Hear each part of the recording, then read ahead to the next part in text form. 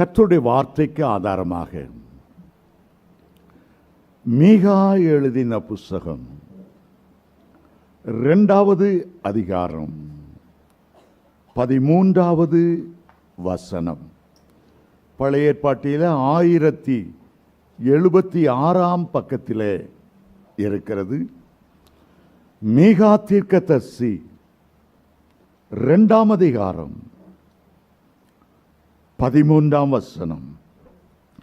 இந்த புதிய மாதத்திலே முதல் ஞாயிற்றுக்கிழமையிலே கர்த்தர் நமக்கு தருகிற ஒரு பெரிய வாக்குத்தத்தம் இந்த வசனத்தில் எழுதப்பட்டு இருக்கிறது.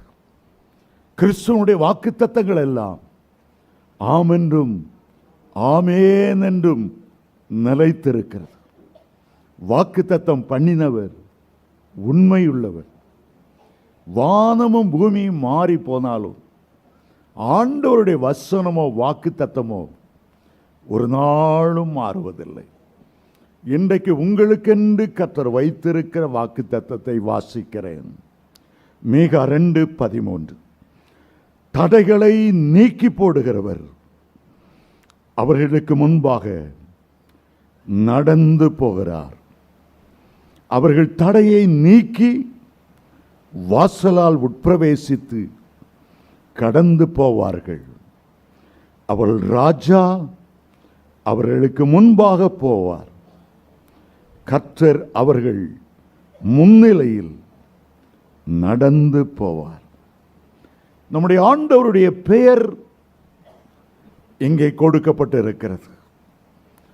தடைகளை நீக்கி போடுகிறவர்.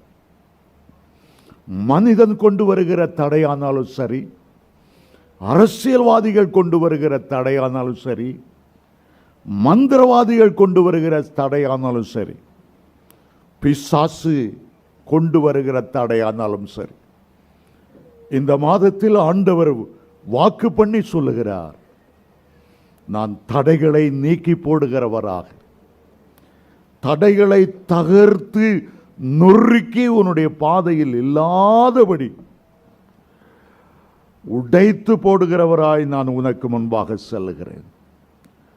நீ தடைகள் எல்லாம் நீங்கப்பட்டு இதுவரை உன்னுடைய குடும்பத்தில் தட எதை செய்தாலும் நன்மையான காரியம் நடக்க முடியாதபடி வீடு கட்ட நினைக்கிறேன், கட்ட முடியாதபடி வேலை கிடைப்பது போல இருக்கிறது, கிடைக்காமல் இருக்கிறது என்கிற எல்லா தடைகளையும் ஆண்டவர் நீக்கி இந்த மாதம் முழுவதும் அக்டோபர் மாதத்திலே 31 நாட்களும் நான் உனக்கு முன்பாக சொல்லுவேன், நான் உனக்கு முன்பாக சொல்லுவேன்.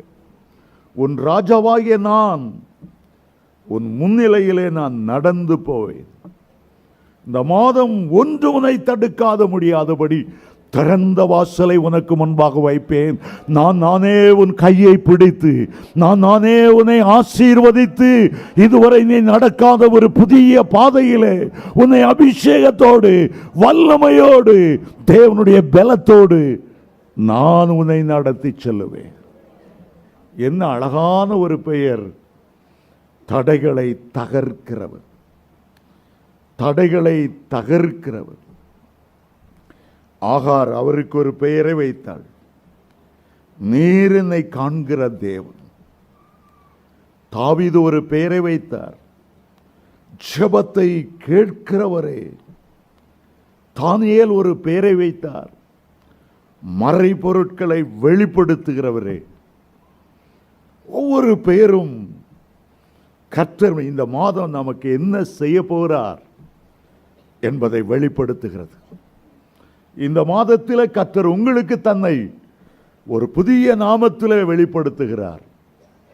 தடைகளை நீக்கி போடுகிறவர், தடைகளை தகர்த்து போடுகிறவர்.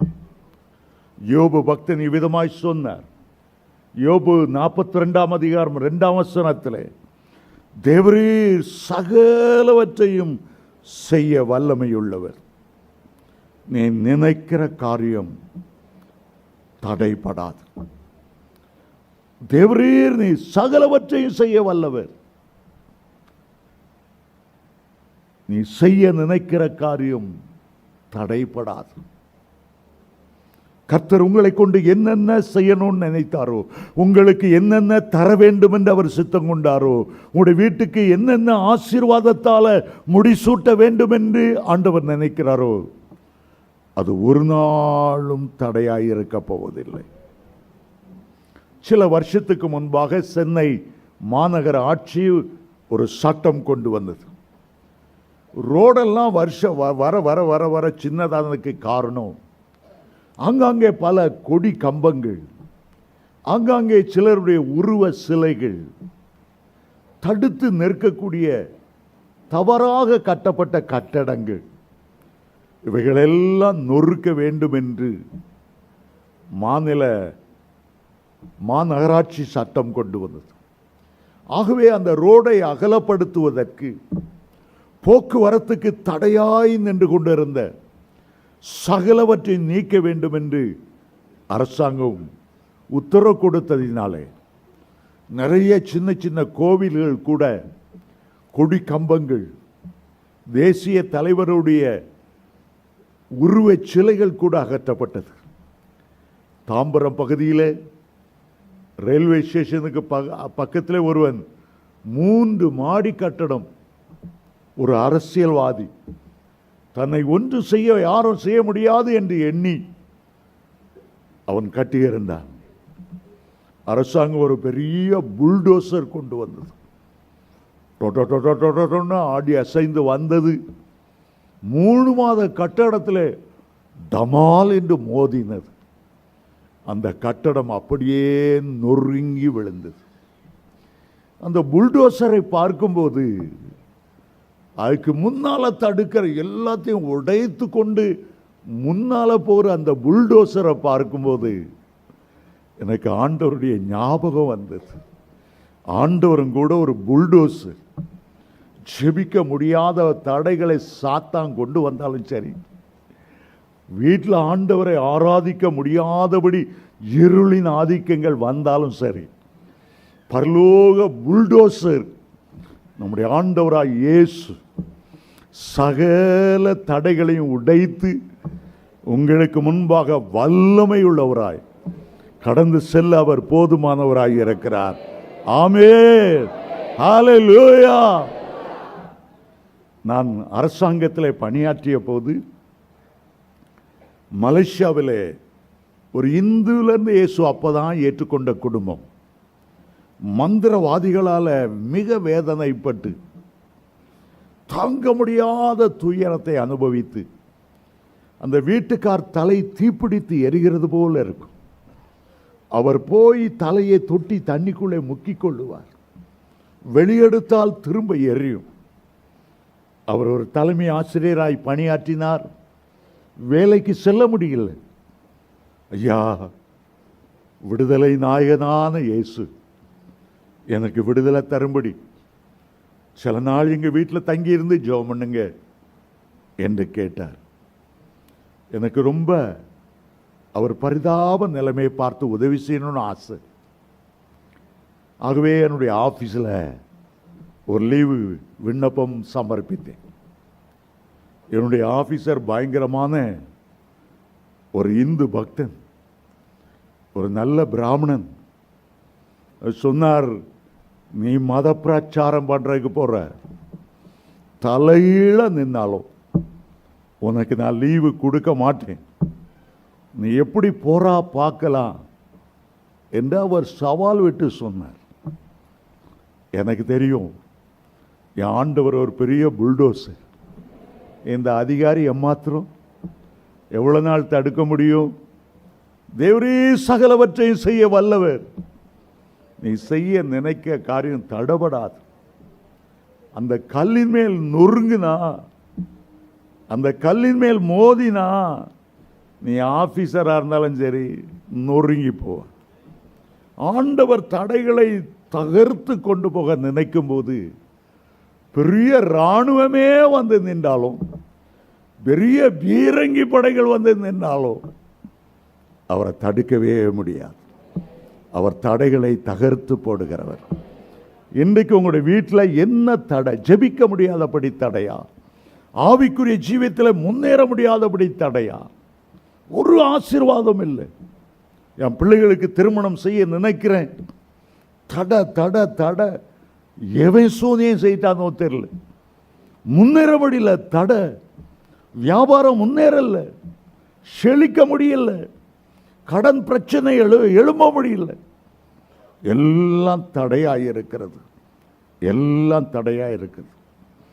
ஆண்டவர் சவால் விட்டு ஏசாயா 43:13 சொல்லுகிறார், நான் செய்ய போகிறதை, நான் செய்கிறதை தடுப்பவன் யார்? நான் செய்கிறதை தடுப்பவன் யார்? ஓங்கிய கரத்தோடு உயர்ந்த புயத்தோடு இஸ்ரவேல் ஜனங்களை எகிப்திலிருந்து விடுதலையாக்கி தாம் வாக்களித்த பழியே பாலும் தேனும் ஓடுகிற கானானுக்கு கொண்டு போன ஆண்டவர் இன்றைக்கு சவால் விட்டு கேட்கிறார், யார் என்னை தடுக்க முடியும்? யார் என் கரத்தை தடுக்க முடியும்? நான் சர்வ வல்லமையுள்ள தேவனாக உனக்கு முன்பு சொல்லுகிறேன். மோசே பார்த்து ஆண்டவர் சொன்னார், யாத்ராமம் 33:13, என் சமூகம் உனக்கு முன்பாக செல்லும். எப்படி இந்திய ஜனாதிபதி சென்னைக்கு வருகிறார் என்றால், போலீஸ் லாரிகள் எப்படி அவருக்கு முன்பாக செல்லுகிறதோ, இராணுவ வீரர்கள் அவருக்கு முன்பாக எப்படி செல்கிறார்களோ, என் மகனே மகளே, நீ ராஜாதி ராஜானுடைய பிள்ளை, நான் உனக்கு முன்பாக தேவதூதர்களோடு கேராபின்கள் சேராபின்களோடு நான் உனக்கு முன்பாக செல்லுவேன். மோசே, என் சமூகம் உனக்கு முன்பாக செல்லும், நான் உனக்கு இளைப்பாறுதல் தருவேன் என்று அந்த இடத்துல வாக்கு பண்ணி இருக்கிறார். தேவனுடைய பிள்ளைகளையும் யாரும் தடுக்க முடியாது. 7 ஜாதிகளையும் 31 ராஜாக்களையும் கானான் தேசத்திலிருந்து துரத்தி யோசுவாவுக்கு ஆண்டவர் கொடுக்க சித்தமான போது யோசுவாவை பார்த்து ஆண்டவர் சொன்னார், யோசுவா 1:5, நீ உயிரோடு இருக்கிற நாளெல்லாம் ஒருவனும் உன்னை எதிர்த்து நிற்பதில்லை. ஒருவனும். அவன் எவ்வளவு பெரிய பலசாலியா இருந்தாலும், எவ்வளவு பெரிய கோலியாத்தாய் இருந்தாலும், எத்தனை பெரிய பராக்கிரமசாலியும் இராணுவ வீரனும் ராட்சச பிறவியாயிருந்தாலும் சரி, நீ தேவனுடைய பிள்ளையாயிருப்பாயானால், சர்வ வல்லவரை உனக்கு தஞ்சமாய் கொண்டிருப்பாயானால், உன்னதமானவரின் மறைவிலே நீ வாசம் பண்ணுவாயானால், உனக்கு விரோதமாய் உருவாக்கப்படும் எந்த ஆயுதமும் வாய்க்காதே போ. ஏசாயா 41:13, உன் மீட்பராயிருக்கிற உன் தேவனாயிருக்கிற கர்த்தர் உன்னுடைய வலது கரத்தை பிடித்து பயப்படாதே, நான் உனக்கு துணை நிற்கிறேன் என்று சொல்லுகிறார். ஒருவனும் எதிர்த்து நிற்க முடியாது. உன்னோடு போராடினவர்களை தேடியும், உனக்கு விரோதமாய் வழக்கு தொடுத்தவர்களை நீ தேடியும் அவர்களை காணாதிருப்பாய்.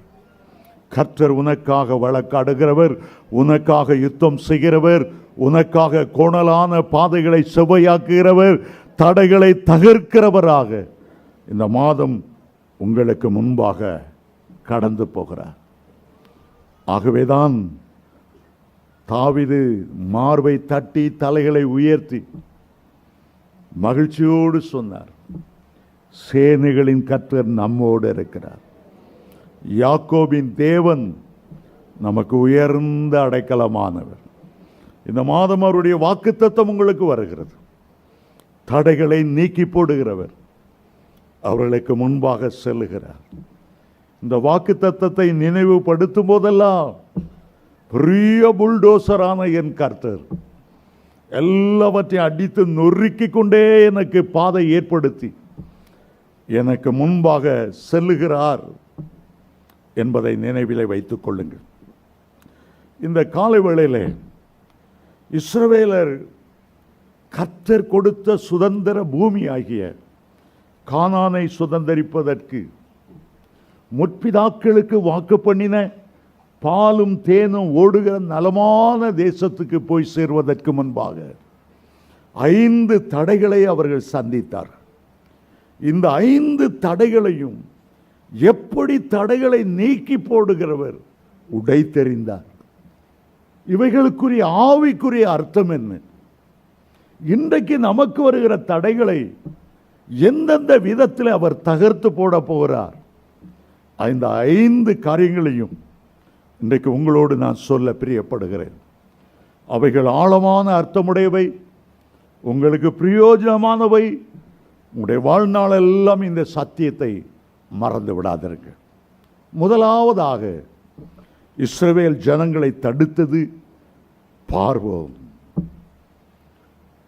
யோசேப்புக்கு உதவியாயிருந்த பார்வோன் வேறு, அவன் மரித்த பிறகு புதிதாய் எழும்பின பார்வோன் வேறு. பார்வோன் என்பது அவனுடைய இயற்கையான பெயர் அல்ல.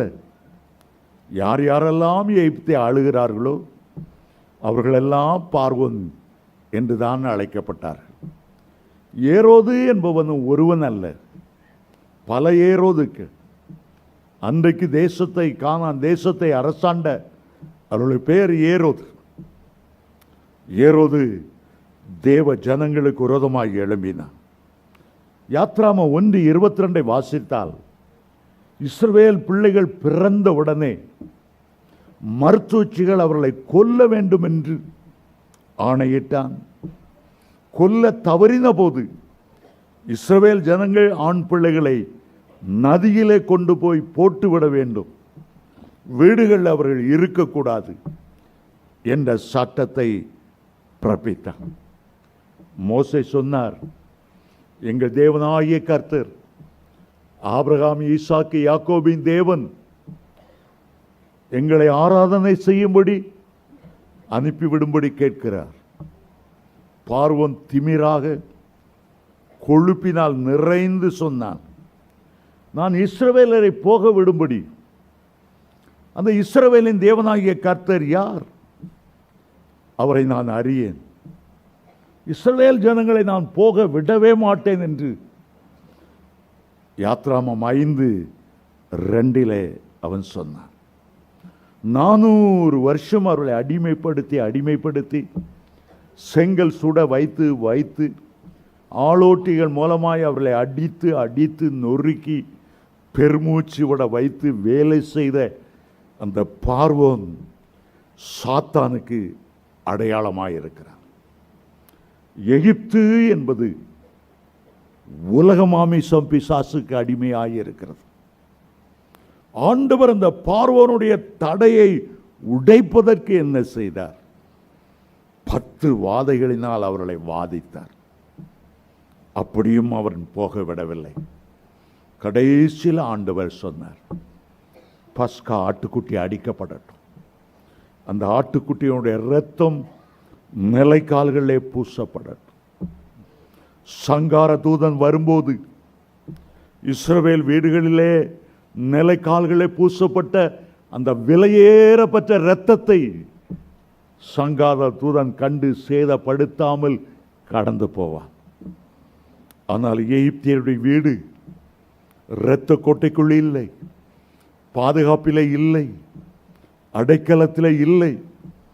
அந்தந்த வீடுகளிலே முதற்பேரான குமாரன் முதற்கொண்டு மிருகங்களில் முதற்பேரான கன்றுக்குட்டியாக இருந்தாலும் ஆட்டுக்குட்டியாக இருந்தாலும் அவை கொண்டு போடப்படும் என்று சொன்னார். ஏன் அப்படி சொன்னார்?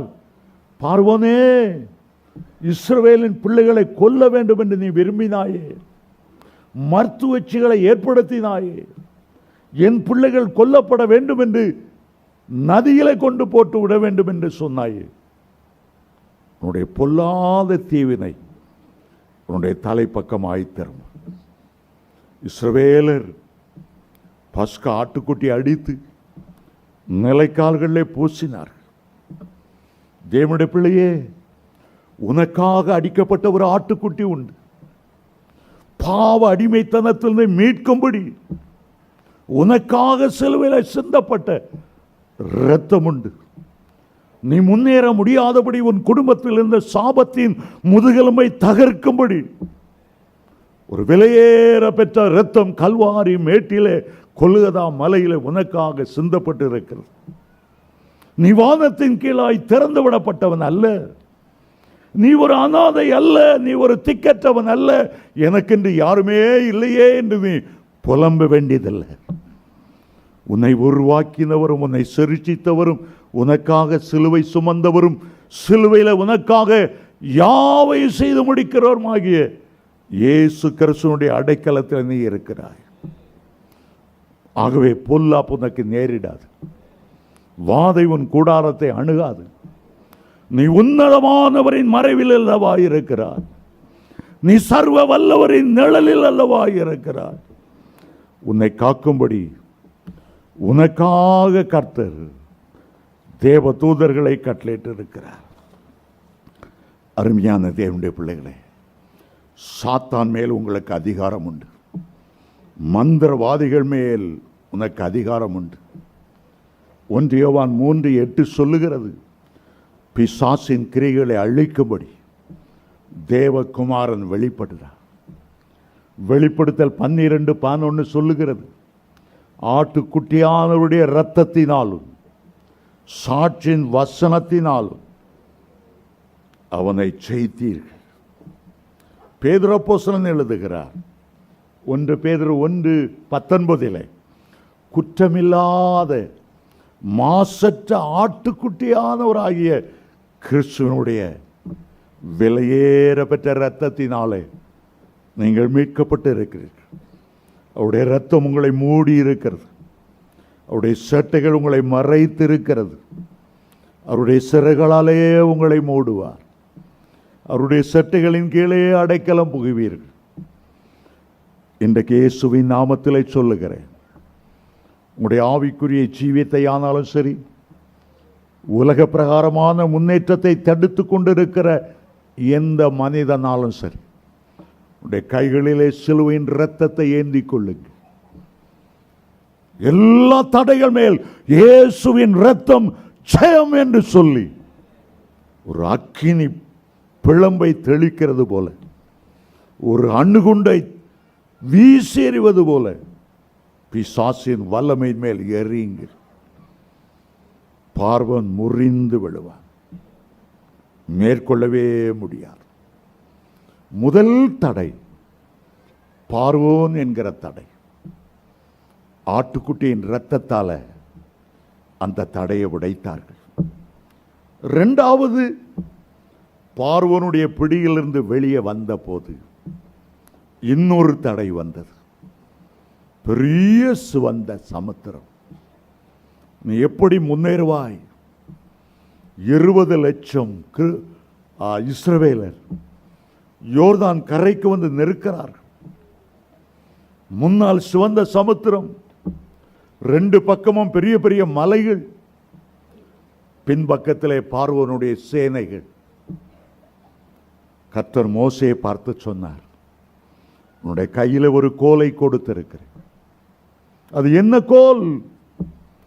அதான் வாக்கு தத்தம் என்கிற கோல், வசனம் என்கிற கோல், ஆவியும் ஜீவனமாயிருக்கிற வல்லமை அதிகாரம் என்கிற கோலை உனக்கு கொடுத்திருக்கிறேன். பயப்படாதே. சிவந்த சமுத்திரத்துக்கு நேராய் அந்த தேவனுடைய கோலை நீட்டிப்பிடி, தேவன் அருளின வாக்கு தத்தத்தை சொல். மலையே பெயர்ந்து சமுத்திரத்தில் தள்ளப்பட்டு போ, விசுவாசி இருக்கிறது எல்லாம் ஆகும். அதை நீ நீட்டும் போது சிவந்த சமுத்திரம் 2ஆய் பிளந்து போகும். யாத்ராம 14:16 சொன்னார், நீ உன் கோலை ஓங்கி உன் கையை சமுத்திரத்தின் மேல் நீட்டு, சமுத்திரத்தை பிளந்து விடு.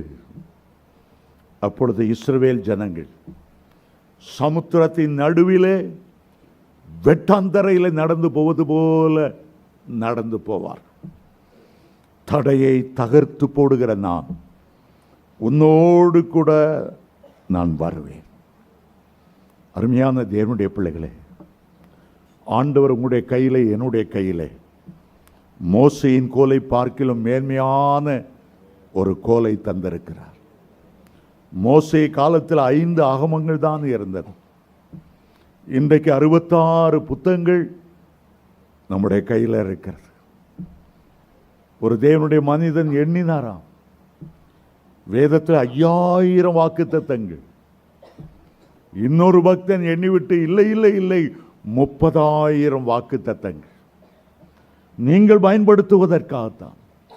ஒவ்வொரு பிரச்சனை நேரத்திலும் பிரச்சனைக்கு நேராக தடைகளை தகர்த்து உங்களுக்கு வழி உண்டாக ஆண்டவர் உங்களுக்கு எழுதி கொடுத்திருக்கிற இந்த வார்த்தை, அது இருபுறமும் கருக்குள்ள பட்டயம். இயேசு கிறிஸ்துவை பத்மு தீவிலே யோவான் கண்டபோது அவருடைய வாயிலிருந்து இருபுறமும் கருக்குள்ள அக்கினி மயமான பட்டயம் புறப்பட்டு போனது.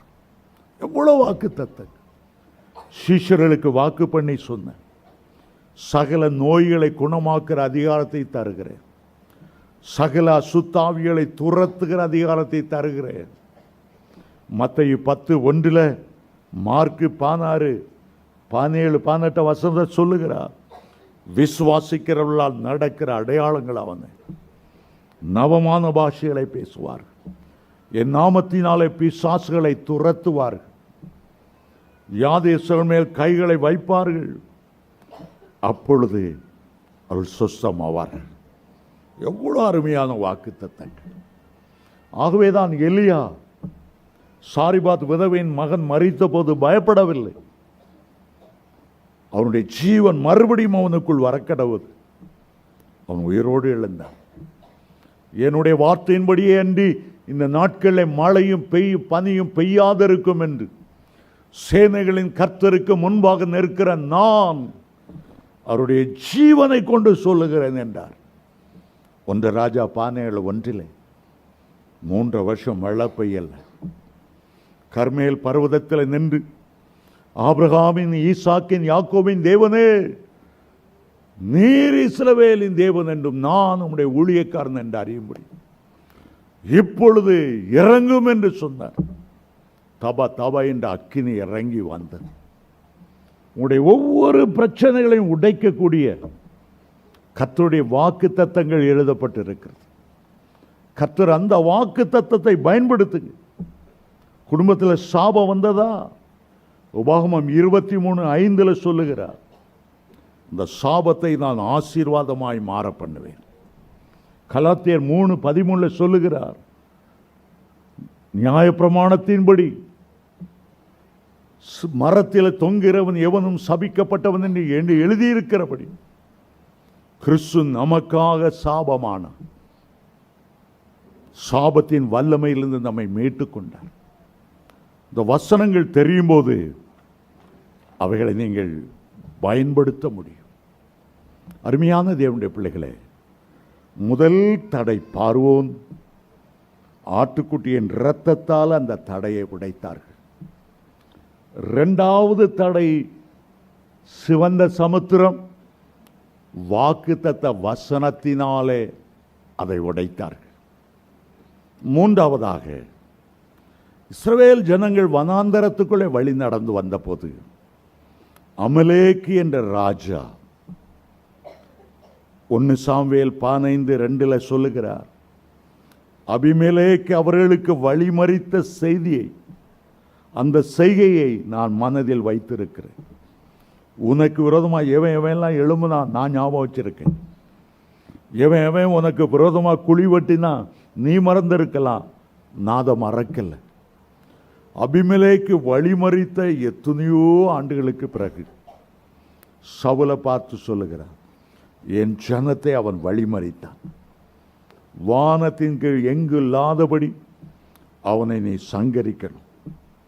உபாகமம் 25:17-18 வசனத்தை வாசிக்கும் போது அபிமெலேக்கு ராஜா வந்து விடாய்த்து இழைத்து போயிருந்த இஸ்ரவேலர்களை எல்லாம் பிந்தி பிந்தி பிந்தி பிந்தி வந்து கொண்டிருந்த, பின்னால இருந்து வெட்டினானா, முன்னால போறவங்கள ஒண்ணு இல்லை, பிந்தி பிந்தி பிந்தி வருகிறவங்களாம் விட்டுறான்.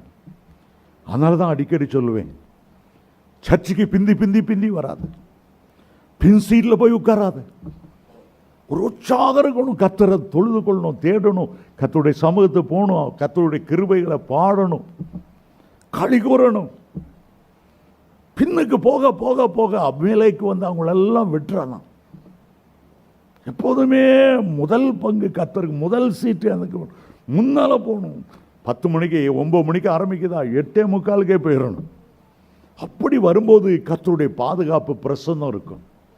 முன்னால் போகும்போது மேக சம்பவம் அவர்களோடு கூட போனது, முன்னால் போனவங்களோட அக்கினி சம்பவம் போனது.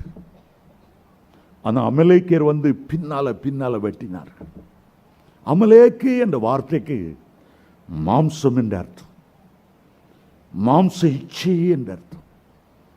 அநேகர் மாம்ச இச்சையில பிடிபட்டு ஆவிக்குரிய ஜீவியத்தில் முன்னேற முடியவில்லை. கண்களின் இச்சை, மாம்சத்தின் இச்சை, ஜீவனத்தின் பெருமை, இது பழைய ஏற்பாட்டிலே அமலேக்குக்கு அடையாளமாக இருந்தது. இது கர்த்தருடைய சுதந்திரமான பாலும் தேனும் ஓடுகிற தேசத்தை சுதந்திரிக்க முடியாதபடி அவர்களை பின்னடைந்து போக பண்ணினார். ஆண்டவர் சொன்னார், இந்த அமலேக்கோடு உள்ள யுத்தம் கடைசி வரை இருக்கும். சாகிற வரைந்தும் மாம்ச இச்சைகள் ஒரு மனுஷனோடு போராடும். வயதாயிட்டது, இந்த இச்சைகள் போராடாது என்று அர்த்தம் அல்ல. இந்த மாம்ச இச்சைகள் மாம்சத்தோடு ஒட்டி கொண்டே இருக்கின்றன. சமயம் பார்த்து இச்சைகளை நிறைவேற்ற முயற்சி செய்கின்றது. ஒரு மனுஷன் அபிஷேகத்தால் நிரம்பாமல் போனான். ஒரு மனுஷன் தேவனுடைய அக்கினியால் நிரம்பாமல் போனான். ஆலயத்துக்கு வந்து கர்த்தருடைய கிருபைகளை பெறாமல் போனால் அவனுடைய ஜீவியம் வெட்டப்பட்டு போய்விடும். அப்போஸ்தலனாகிய பவுலுடைய நோக்கம் என்ன?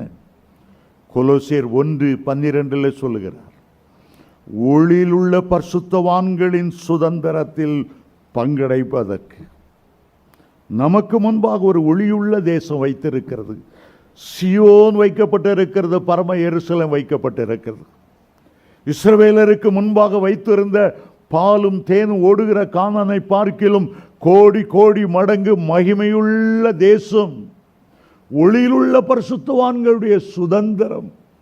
இதை பெற்றுக்கொள்ள முடியாதபடி தடை செய்கிற அந்த அமலேக்கு என்ற இச்சைகள், அமலேக்கு என்ற சத்துருடைய போராட்டங்கள், அதை மேற்கொள்ள வேண்டும் என்றால் உனக்கு ஒரு அபிஷேகம் தேவை. ஒவ்வொரு நாளும் ஆவியில் நிரம்பணும். ஒவ்வொரு நாளும் பாட்டை பாடுங்க. வீட்டில் கழி கூற முடியல, பாத்ரூமை பூட்டிட்டாரு, டான்ஸ் ஆடுங்க, பரவாயில்ல. சந்தோஷமாக கர்த்தர்ல மகிழ்வது எத்தனை பெரிய பாக்கியமாக இருக்கிறது. 3வது தடை அமலேக்கு என்ற தடை. 4வதாக இன்னொரு தடையை பார்க்கிறோம். 40 வருடங்கள் அவர்கள் வனாந்தரத்தை கடந்து வந்தாலும் கூட கானானுக்கு முன்னால் அவர்களை தடை செய்தது யோர்தான், மரண நதி. யோர்தான் அறுப்பு காலம் முடியும் வரையிலும் கரை புரண்டு ஓடி வருகிற நதி. யோர்தானின் பெருவெள்ளங்கள் மோதி அடித்து ஒரு மனிதனை இழுத்து போகக்கூடியது. யோர்தானை கடந்துதான் ஆக வேண்டும். யோர்தானை கடந்து தான் ஆக வேண்டும். யோர்தான் என்ற வார்த்தைக்கு மேலிருந்து கீழே பாய்ந்து வருதல் என்ற அர்த்தம். யோர்தானை கடப்பதற்கு ஆண்டவர் யோசுவாவை பார்த்து சொன்னார், உடன்படிக்கை பெட்டியை சுமக்கிற கர்த்தருடைய ஆசாரியர்கள் அதில் கால் வைக்கும்போது அந்த யோர்தான் நதி பின்னிட்டு திரும்ப ஆரம்பிக்கும். பாதை விட்டு பின்னிட்டு திரும்ப ஆரம்பிக்கும். எலியா காலத்தில் அதை ஓங்கி சால்வையினால் அடித்த போது 2ஆய் பிளந்தது. எலிசாவும் தன்னுடைய சால்வையை முறிக்க அடித்த போது 2ஆய் பிளந்தது. 3 முறை இந்த யோர்தான் தேவ ஜனங்களுக்கு வழிவிட்டது. முதலாவது யோசுவாவின் நாட்களிலே அவ்வளவு தூரம் நடந்து வந்த இஸ்ரவேலர் கடந்து போவதற்கு முன்பாக தலையிலே ஆசாரியர் உடன்படிக்கை பெட்டியை சுமந்து யோர்தானிலே கால் வைத்ததும் யோர்தான் பின்னிட்டு திரும்ப ஆரம்பிக்கும், வழிபட ஆரம்பிக்கும். 20 லட்சம் இஸ்ரவேல் ஜனங்கள் கடந்து போகிற வரையிலும் ஆசாரியர்கள் உத்தரவாதத்தோடு நின்று கொண்டே இருந்தார். அருமையான தேவனுடைய பிள்ளைகளே, சபையில் ஆண்டவர் ஆசாரியர்களைப் போல 5 வகை ஊழியங்களை வைத்திருக்கிறார்.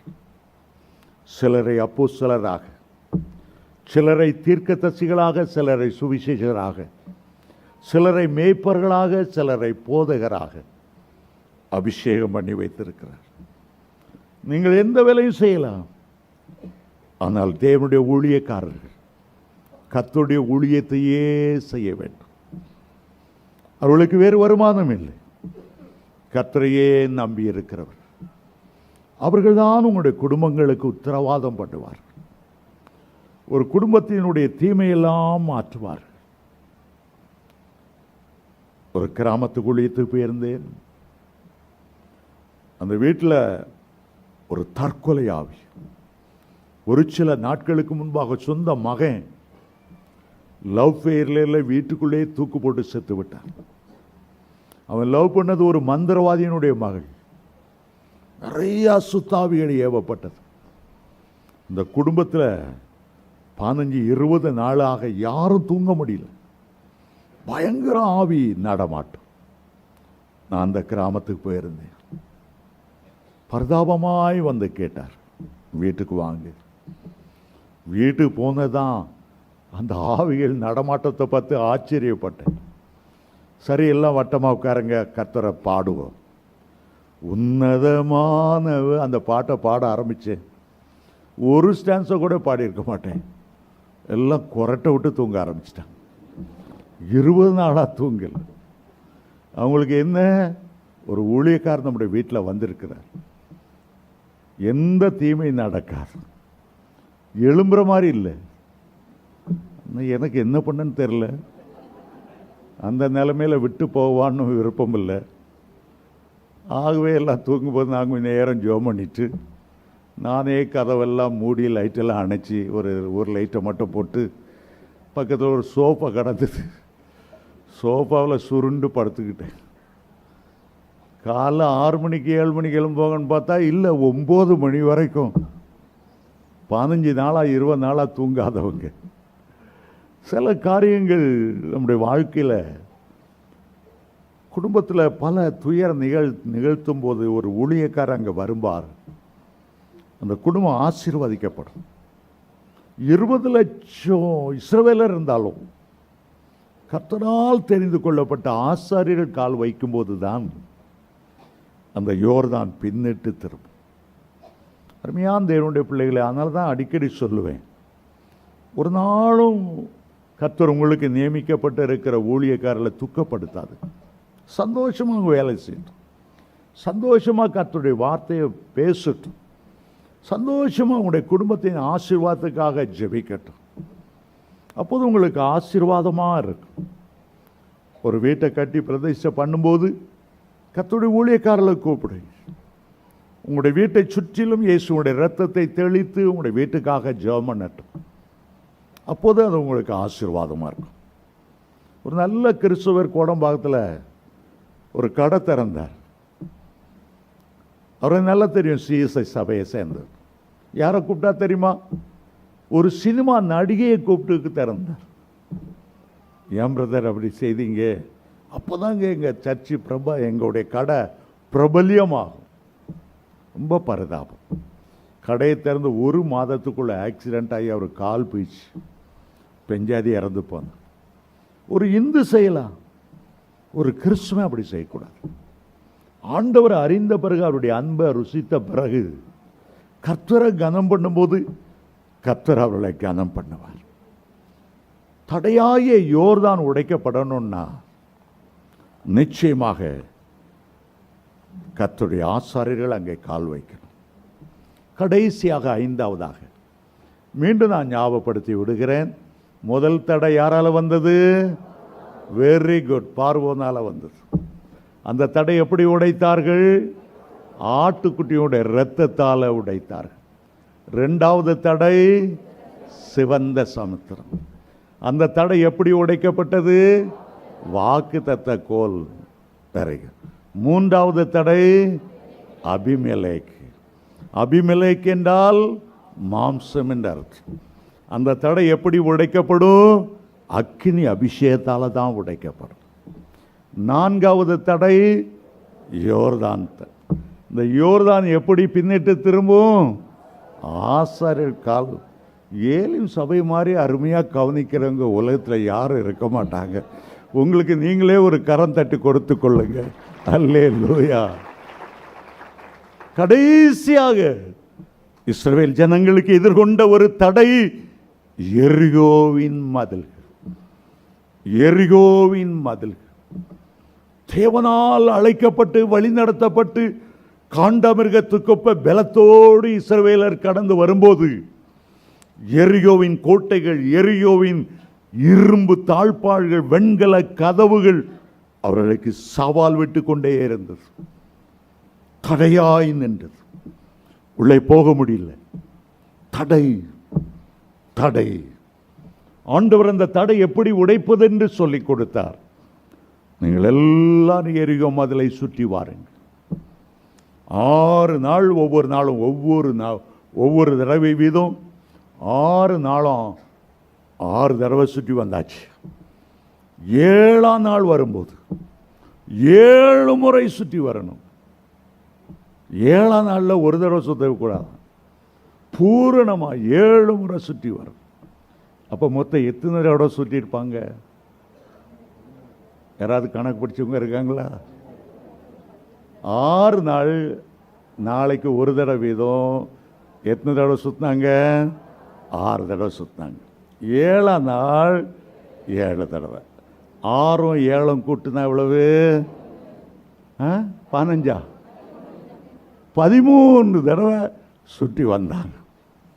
சுற்றி 7ஆம் தடவை சுற்றும்போது சும்மா சுற்றக்கூடாது, அப்படியே கை கட்டிட்டு உட்கார்ந்து இருக்கக்கூடாது. 7ஆம் தடவை சுற்றி வரும்போது ஆர்ப்பரிக்கணும். எக்காலத்தை பலமாக தொனிக்க பண்ணணும். கர்த்தர் நல்லவர், அவரை துதியுங்கள், அவர் கிருபை என்றும் உள்ளது. ஆர்ப்பரித்து துதிக்க ஆரம்பித்த போது அவ்வளோ பெரிய எரிகோ மதில் டொட்டன்னு கீறல் விழ ஆரம்பித்தது, நொறுங்க ஆரம்பித்தது, விழ ஆரம்பித்தது. அந்த நாட்கள்லாம் பெரிய மதிலை தகர்க்கன்னா ஆயிரக்கணக்கான யானைகளை கொண்டு வந்து மோதுவாங்க. மரத்தில் செய்த கதவுகள்னா தீ வைத்து எரிப்பாங்க. ஆனால் எரிகோவில் மதிலாம் இரும்பு கதவுகளும் வெண்கல கதவுகளும் நிறைந்திருந்தது. அதை உடைத்த சக்தியுள்ள வல்லமை அந்த துதியின் வல்லமை தான். இயேசுவின் நாமத்தில் சவால் விட்டு சொல்லுகிறேன், இதுவரை பல தடைகளை நீங்கள் பார்த்துருந்துருக்கலாம். இந்த தடைகள்னால பிள்ளைகளுக்கு திருமண வயது ஆகியும் இன்னும் திருமணமாகலை பார்த்துட்டு போகிறாங்க. துதிக்க ஆரம்பிச்சிரு. கர்த்தர் ஏற்ற மணமனை கொண்டு வர போறக்கா சூத்திரம் சொல்ல ஆரம்பி. என் ஆண்டவரை யாரும் எதிர்த்து நெருக்க முடியாது. இஸ்ரவேலின் சேனைகளுக்கு முன்பாக நடந்தவர் எங்களோடு இருக்கிறார். ஆண்டவரை மகிமைப்படுத்த ஆரம்பித்தார். யோசபாத் அப்படித்தான் செய்தார். பெரிய எதிரிகள் வந்தபோது கர்த்தரை துதிக்கிறதற்கு பாடகர் குழுவை ஏற்படுத்தினார். விரோதிகள் தங்களுக்குள்ளேயே வெட்டுண்டு விழுந்தார்களா. தடை தகர்க்கப்பட்டது. பவுலும் சீலாவும் சிறையில் அடைக்கப்பட்ட போது முறுமுறுத்து கொண்டு இருக்கல, முழுபலத்தோடு துதிக்க ஆரம்பிச்சாங்க. ஜெயிலில் உள்ள அவ்வளோ பேரும் கேட்கட்டும். சாதாரணமாக பாடுற சத்தத்தை பார்க்கலாம், 10 மடங்கு 100 மடங்கு சத்தத்தை உயர்த்தி ஆண்டவரை மகிமைப்படுத்தினாங்க. மகிமைப்படுத்த ஆண்டவர் சிறைச்சாலையை குலுக்கினார். சிறையின் அஸ்திபாரங்கள் அசைக்கப்பட்டது. பவுல் சீலாவுடைய கட்டுகள் மட்டுமல்ல, சிறைச்சாலையிலிருந்து அவ்வளவு பேர் கட்டுகளும். இன்னைக்கு பலர் சொல்லலாம், என் வீட்டில் அந்த கட்டு இந்த கட்டு, மரணக்கட்டு, பாதாளக்கட்டு, எந்த கட்டாக இருந்தாலும் சரி, கர்த்தரை துதிக்க ஆரம்பித்து பாருங்க. உங்களோட வீட்டில் எல்லா தடைகளும் இன்றைக்கு நொறுங்கி விழும். இந்த அக்டோபர் மாதத்தில் எந்த தடை உன்னை எதிர்நிற்க முடியாது. இந்த அக்டோபர் மாதத்தில் கர்த்தர் உனக்கு பல வாசல்களை திறந்தருளுவார். ஒரு வாசல் எனக்கு திறக்கப்படவில்லையே, ஒரு வேலை எனக்கு கிடைக்கவில்லையே என்று நீ கவலைப்பட்டு கலங்கி கொண்டிருக்கலாம். நீ பாடிக்கொண்டு துதித்துண்டு கர்த்தரோடு நடந்து போகும்போது பல கதவுகள் வாசல்கள் உங்களுக்கு திறக்கப்படும். ஆசீர்வாதமான பாதைகளை நீங்கள் செல்வீர்கள். மறுபடியும் சொல்லுகிறேன், தடைகளை நீக்கி போடுகிறவர் உங்களுக்கு முன் செல்லுகிறபடியால் நீங்கள் உயிரோடு இருக்கிற நாளெல்லாம் ஒருவனும் உன்னை எதிர்த்து நிற்பதில்லை. நீ ஜீவனோடு இருக்கிற நாளெல்லாம் நன்மையும் கிருபையும் உன்னை தொடரும். எழுந்து நிற்க போகிறோம். தடைகளை நீக்கி போடுகிறவர் உங்களோடு கூட இந்த ஆலயத்திலிருந்து புறப்பட்டு வருவார். உங்களுடைய கையை கோர்த்து கொண்டு இந்த இடத்திலிருந்து நீங்கள் புறப்பட்டு போகும்போது நீங்கள் அற்புதத்தை காண்பீர்கள், அதிசயத்தை காண்பீர்கள். இதுவரை இல்லாத தேவ பிரசன்னம் உடைய வீட்டை மூடிக்கொண்டு இருக்கும். உடைய வீட்டில் சமாதானமும் உடைய உள்ளத்தில் சந்தோஷமும் நிறைத்திருக்கும். எல்ஷடாய் தேவன் உங்களோடு வருகிறார். கைகளை தட்டி பாடுவோம். ஹல்லேலூயா, எல்ஷடாய். இந்த பாட்டை பாட போறோம். எத்தனை பேருக்கு அந்த பாட்டு விருப்பம்? முழு பலத்தோடு பாட போறோம். எல்லா எரிகவும் இப்போதே விழ ஆரம்பித்து விட்டது. கீறல் கண்டு விட்டது. இரும்பு தாழ்பாள்கள் முறிய ஆரம்பித்து விட்டது. ஜெய கிறிஸ்து உங்களோடு கூட நடந்து வர போகிறார். அவருடைய பெயர் எல்ஷடாய். கைகளை தட்டி ஆண்டவருக்கு நன்றி செலுத்துங்க. எல்ஷடாய், எந்த துணை நீரே, என் வாழ்வின் கேடகம். எல்ஷடாய், எந்த துணை நீரே, என் வாழ்வின் கேடகம். என்னெல்லா நன்மைகள் என் வாழ்வில் செய்திரே, என்னெல்லா நன்மைகள் என் வாழ்வில் செய்திரே. எந்த வாழ்வின் பலன் நீரே, எந்த வாழ்வின் பலன் நீரே. எல்ஷடாய், எல்ஷடாய், எந்த துணை நீரே, என் வாழ்வின்.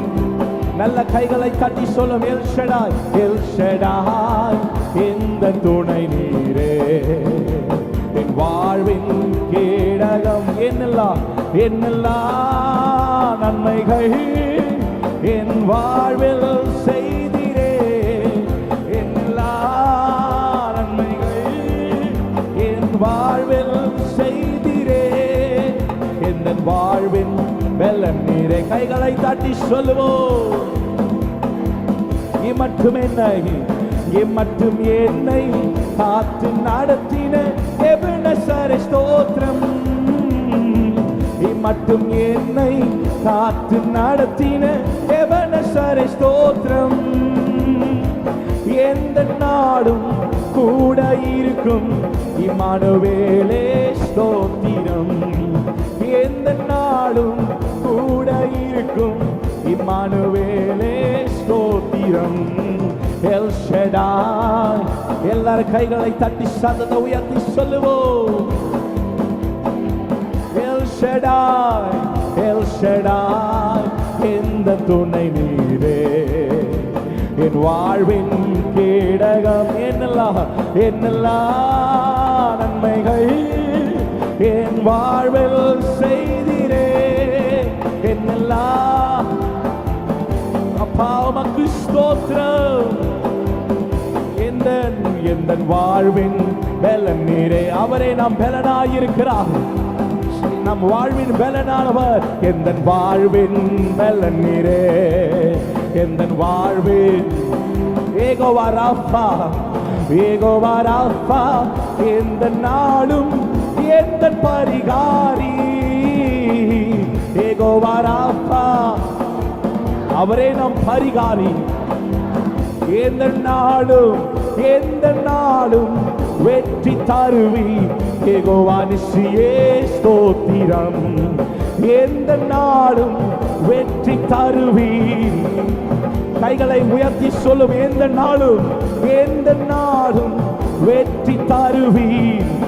எல்லா தடைகளை உடைத்து வெற்றி கொடுக்கிறவர். எந்த நாளும் தடைகளை நீக்கி போடுகிறவரே, மீண்டுமாய் சொல்லுவோம், எந்த நாளும் வெற்றி தருவீர். எல் ஷடாய், எல் ஷடாய், இந்த துணை நீரே, என் வாழ்வின் கேடகம். எல் ஷடாய், இந்த துணை நீரே. ஏகோவாயிரே, ஏகோவாயிரே, இந்த தேவைகள் பார்த்து கொள்வீரே. ஏகோவாயிரே, நம் தேவைகளை எல்லாம் பார்த்து கொள்ளுகிறவர் அவர்.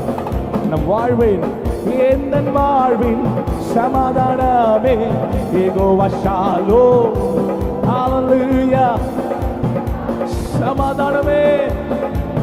ஏகோவா ஷாலோம், ஸ்தோத்திரம். எல் ஷடாய், ஓ ஹல்லேலூயா. கைகளை தட்டி சொல்லுவோம், எல் ஷடாய், நீரே எங்கள் துணை. என் வாழ்வில் என்னெல்லா நன்மைகள் எங்கள் வாழ்க்கையை செய்கிறவரே.